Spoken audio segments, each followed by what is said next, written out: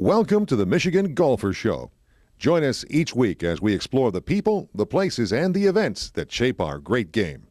Gentlemen, please welcome our 2016 U.S. Amateur Champion Curtis Luck, the third Australian player to take home this title, joining Walter Travis and Nick Flanagan.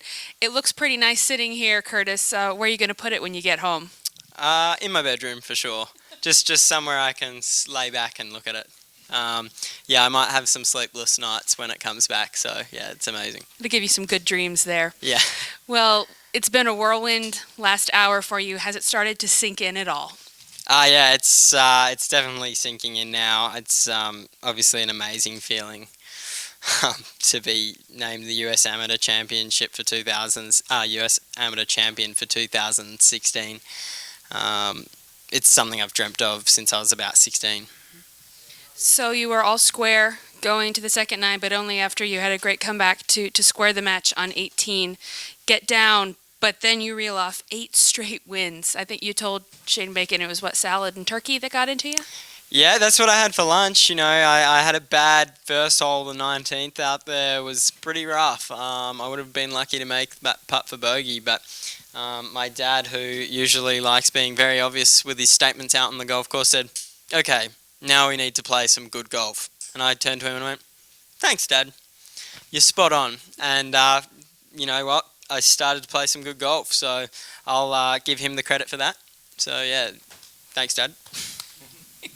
Dad says you're welcome. We'll start off just asking quick about that eagle on the second hole, the 20th hole.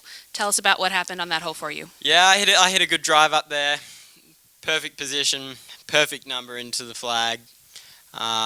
So there's no excuses for not hitting a good golf shot. And I just hit it, 20 feet, 23 feet from the hole, exactly where I would have liked to place it. And I had pretty much a relatively straight putt, little right to left it down the hill, and just rolled it down there. Well, we'll open the floor up for any questions. Please raise your hand. We'll start in the back with Vartan. Well played. Congratulations. Have you ever been involved in match play in anything like that 8-hole stretch where one person wins 8 in a row? Ever seen anything like that before? Nope. I walked up the 10th standing next to Dad, like we were walking, and I was walking, talking to Dad, as we do out there, and it just kind of clicked all of a sudden. I thought, hang on, I'm 7 up, and I was 1 down through the first hole of the second 18. And I turned to Dad and I said, "I've just won 8 holes in a row." And Dad said, "Yep, you got to win a few more in a row too."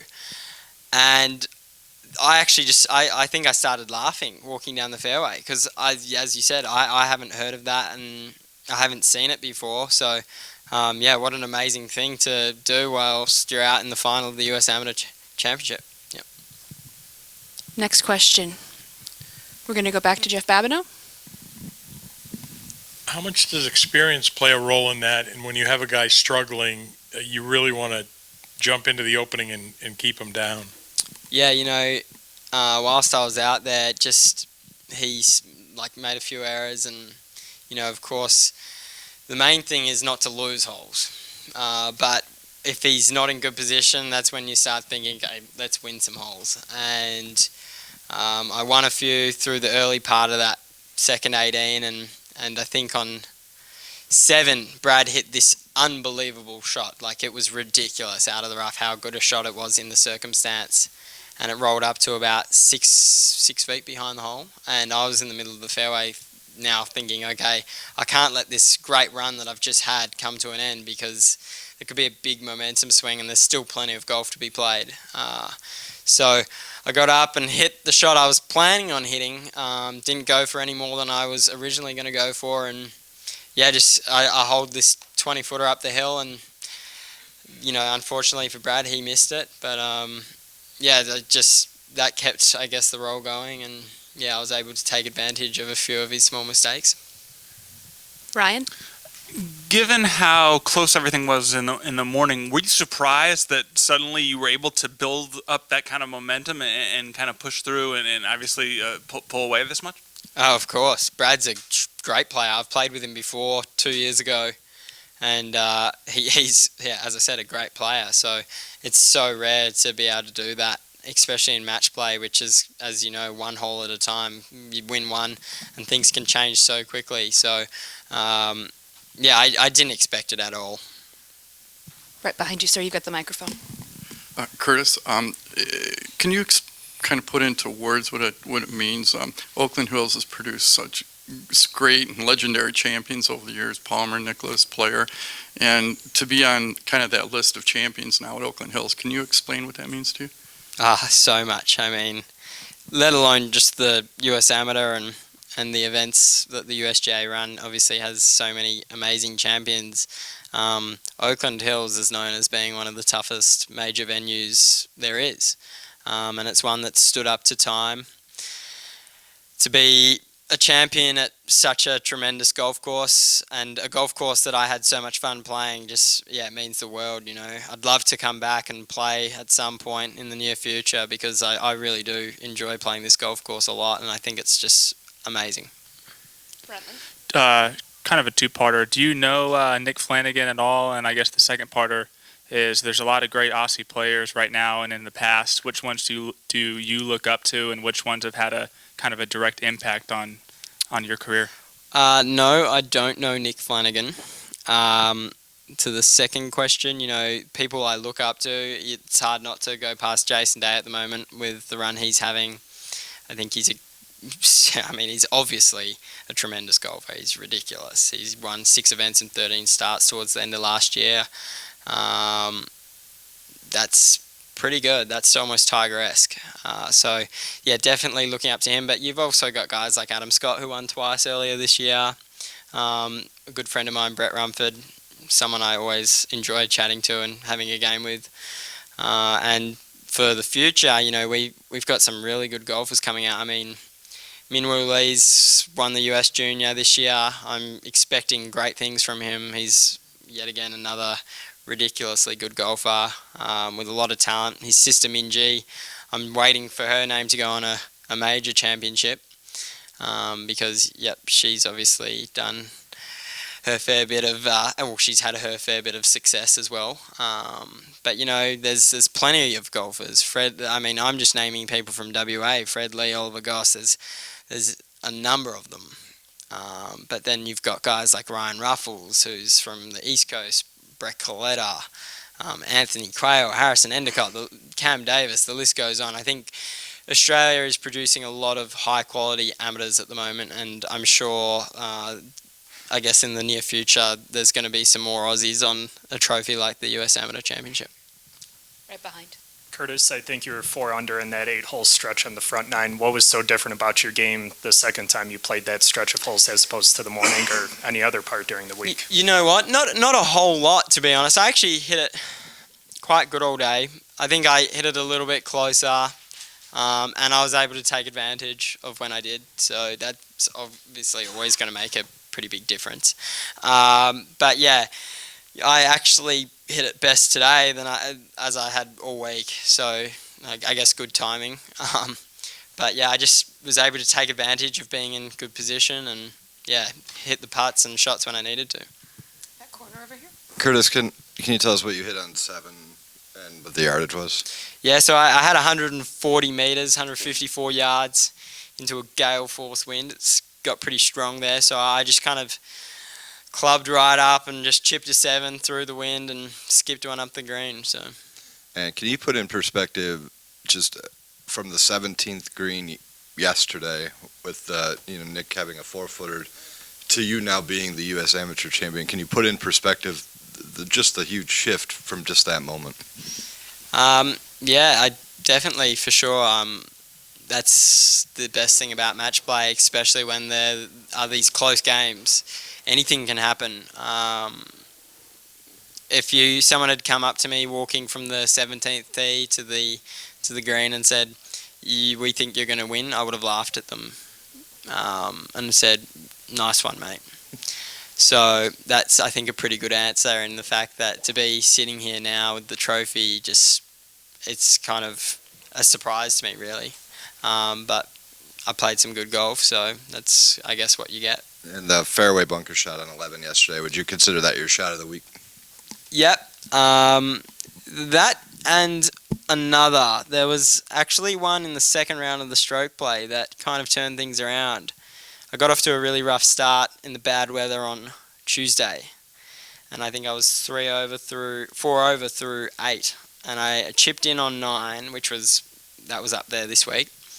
But then on 12, I'd made 2 good pars. On 12, I hit it in the trap off the tee and had about 235 in, and I hit a hybrid out to about 3 feet and made eagle. So I would almost go to saying that was the key moment this week for me, because that could have potentially made the difference between making the cut and missing the cut, and it was one of those shots that just decided, and I got on a roll from there and kind of just finished strong. And you know what, I might not be here, I might not have even made the match play if I hadn't hit that shot. So 11 was great, but I think 12 earlier in the week probably was slightly more of importance. Can you recall the first time that your dad caddied for you in a tournament, and also just talk about what it means to be able to share this trophy now with him as a kind of a direct part of it this week?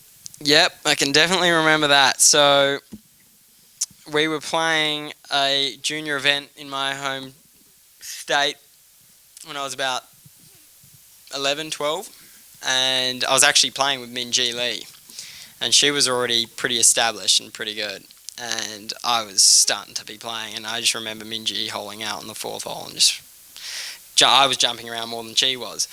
Anyway, so first of all, they got lost, my parents, on the way down there. So I rocked up to my tee time very late, with only like 25 minutes to spare.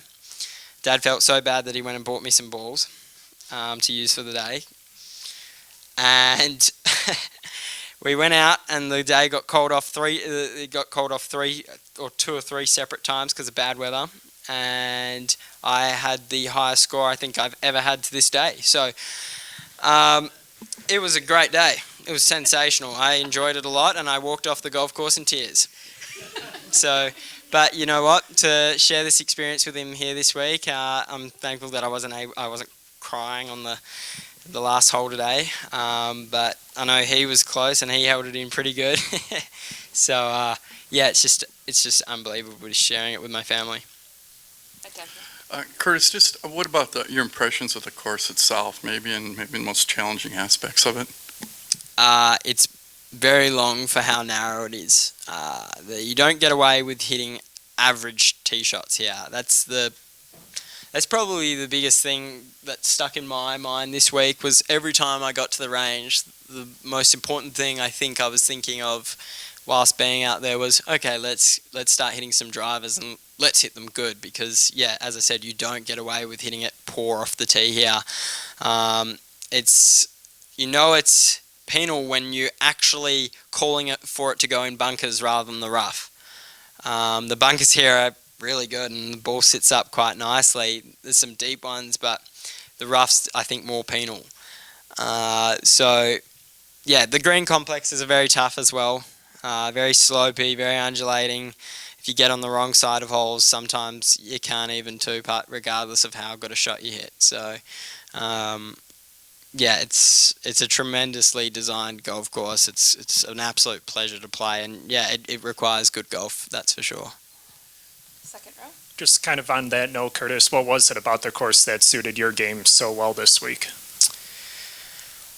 I like to be able to shape the ball, and with the tree line being quite limited and wide here, it gave me the opportunity to see shots, because sometimes I stand on tee boxes, and although I want to hit a shot, there might be a tree in the way. So to be able to stand up on nearly every tee box, and yeah, there's some draw holes where you need to hit draws, but you've still got the option here. You can still hit the fade if you're comfortable or you're feeling better with that way. So I think off the tee,